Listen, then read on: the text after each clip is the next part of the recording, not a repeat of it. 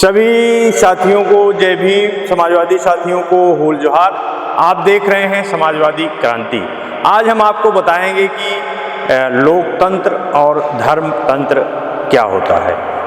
तो आइए चलते हैं। धर्मतंत्र बनाम लोकतंत्र। आज देश में दो प्रकार का धर्मतंत्र मॉडल और लोकतंत्र प्रचलित है। धर्मतंत्र लोगों का चरित्र बनकर प्रभावशाली बना हुआ है, जबकि लोकतंत्र उस चरित्र के विरोध को सहते हुए अपने आप को स्थापित करने का प्रयास कर रहा है।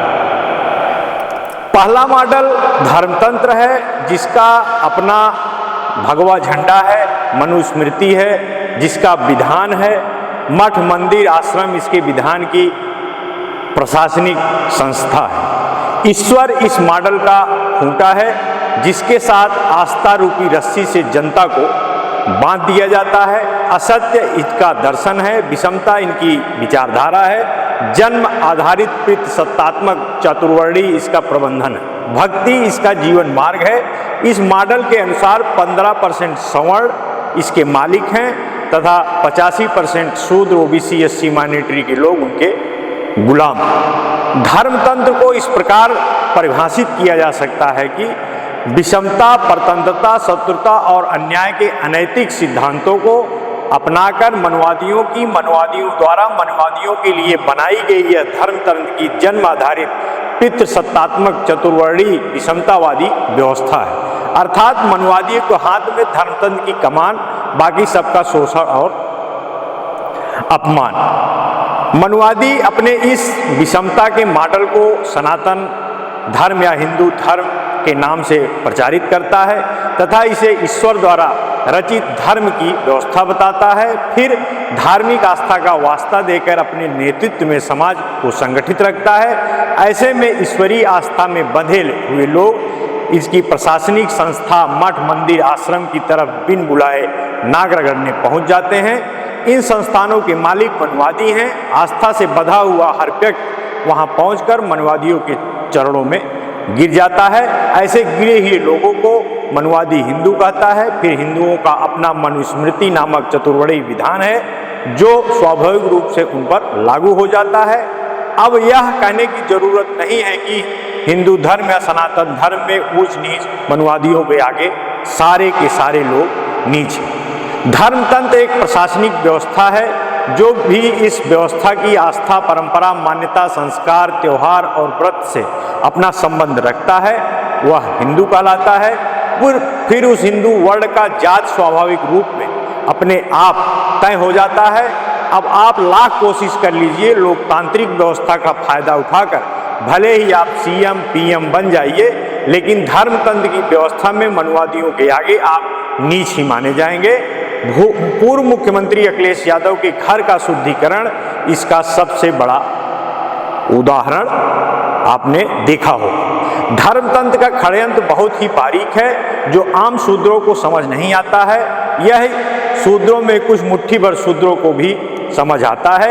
ये भी धूर्त मनवादी ब्राह्मण इन्हें हिंदू धर्म विरोधी, पाकिस्तानी, समर्थक, नास्तिक, कम्युनिस्ट, अर्बन, नक्सल, अम्बेडकरवादी, खालिस्तानी आदि पहचान देकर अपने ही शूद्र भाइयों से अलग थलग कर देते हैं तथा अन्य धर्मों का डर दिखाकर जाति में बटे हुए ना समझे बहुसंख्यक शूद्रों को संगठित रखते हैं। फिर उन्हें धार्मिक आस्था के दायरे में रखकर उनका निरंतर सामाजिक, सांस्कृतिक और राजनीतिक नेतृत्व करते रहते हैं। अब दूसरी व्यवस्था आ गया लोकतंत्र। लोकतंत्र का मॉडल ये है कि इसका भी अपना तिरंगा झंडा है, भारत का संविधान इसका विधान है, राष्ट्रपति, संसद, सरकारी विभाग इसके विधान की प्रशासनिक संस्थान है।